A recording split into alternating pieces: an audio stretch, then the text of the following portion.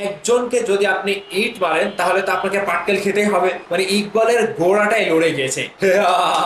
তালিয়া তালিয়া তালিয়া। পরিচালক প্রযোজক ইকবালকে এক হাত দিয়ে দিয়েছেন চিত্রনায়ক রওশান। ভাবাদাস, শাকিব খানের সাথে টেক্কা দিয়ে শাকিব খানের সাথে লড়াই করে আজ পর্যন্ত কি কেউ জিততে পেরেছে? আজ পর্যন্ত কি কেউ টিকে আছে? না, টিকে থাকতে পারেনি।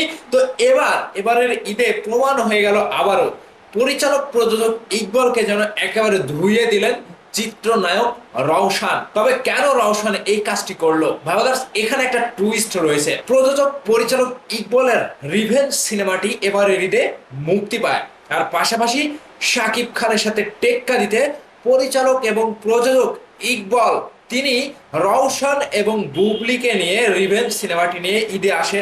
আচ্ছা, আসলো ভালো কথা, কিন্তু সেই রিভেঞ্জ সিনেমাটি এতটা গলাবাজি করার পরেও শাকিব খানের তুফানের সাথে টেক্কা দিতে পারলো না।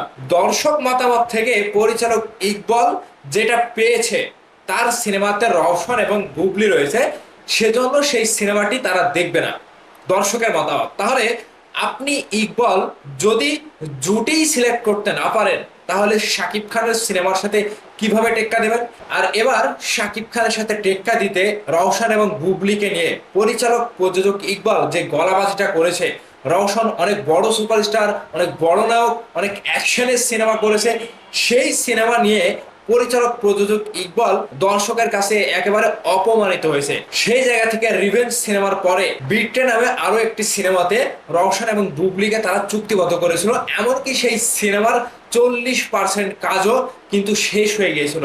কিন্তু এবারের ঈদে পরিচালক ইকবাল দর্শকের কাছে অপমানিত হওয়ার পরে রওশন এবং বুবলির যে সিনেমার প্রচারণায় না নামা, এমনকি দর্শক যখন বুবলিকে এবং রওশনকে সিনেমাতে চাচ্ছিল না, পছন্দ করছিল না, সেই জায়গা থেকে প্রযোজক পরিচালক ইকবাল বিট্রে সিনেমা থেকে জুটি হিসেবে রওশন এবং বুবলিকে এটা বাদ দিয়ে দিয়েছে, যে বিট্রে সিনেমাটি আর বুবলি এবং রওশনকে নিয়ে আমি করব না। এক কথায় রওশন এবং বুবলিকে বাদ দিয়ে দিয়েছে। আচ্ছা, বাদ দিয়েছে ঠিক আছে, কিন্তু এই প্রসঙ্গটা যখন নায়ক রওশন শুনেছে তখন কি বলেছে জানেন?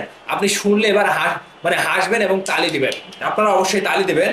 রওশন যে কথাটি বলেছে যে আমি ইকবাল ভাইয়ের এই কথাটি শুনে আমার কোনো অভিযোগ নাই, ইকবাল ভাই আমাকে এবং বুবলিকে বিটে সিনেমা থেকে বাদ দিয়ে দিয়েছে, যদিও 40% কাজ আমরা করেছি, এখন নতুন জুটি হিসেবে তারা খুঁজছে।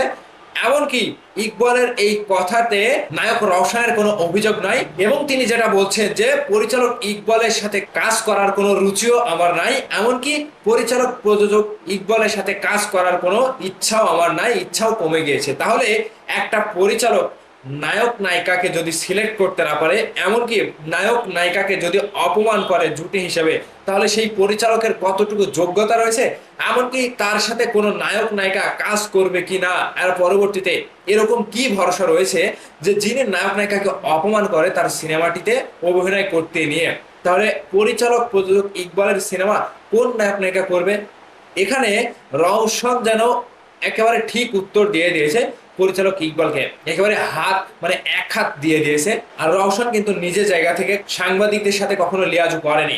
এই জায়গা থেকে প্রযোজক পরিচালক ইকবালের যে একটা মনে করেন যে অভিযোগ ছিল, রওশন এবং বুবলি নিজের দায়িত্বকে তারা দায়িত্ব মনে করেনি এবং দায়িত্ব পালন করেনি রিভেঞ্জ সিনেমার বেলাতে, সেজন্যই বিট্রে সিনেমা থেকে তাদেরকে বাদ দেওয়া হয়েছে। এমনকি চিত্রনায়ক রওশনও তিনি বলে দিয়েছেন যে ইকবালের সাথে কাজ করার কোনো রুচি আমার নাই, এমনকি কাজ করার আগ্রহ আমি হারিয়ে ফেলেছি। তো ভাইয়ার্স, এই যে একজনকে যদি আপনি ইট মারেন তাহলে তো আপনাকে পাটকেল খেতেই হবে, এটা তো স্বাভাবিক। তো শাকিব খানের সাথে লড়তে এসে ইকবালের সবকিছু ধ্বংস হয়ে গেল, মানে ইকবালের গোড়াটাই লড়ে গেছে। এখানে শাকিব খান কতটুকু শক্তিশালী অভিনেতা এবং শাকিব খানের কতটুকু যোগ্যতা রয়েছে পরিচালক ইকবাল ধারণাও করতে পারেনি। তো ভাইয়ার্স, আসলেই পরিচালক ইকবালকে এক হাত দিয়ে দিল নায়ক রওশন। এই বিষয়টি আপনাদের কাছে কতটুকু ভালো লেগেছে অবশ্যই ভিডিওর নিচে কমেন্ট করে জানাবেন। ভালো থাকবেন, ধন্যবাদ সম্পূর্ণ ভিডিওটি দেখার জন্য।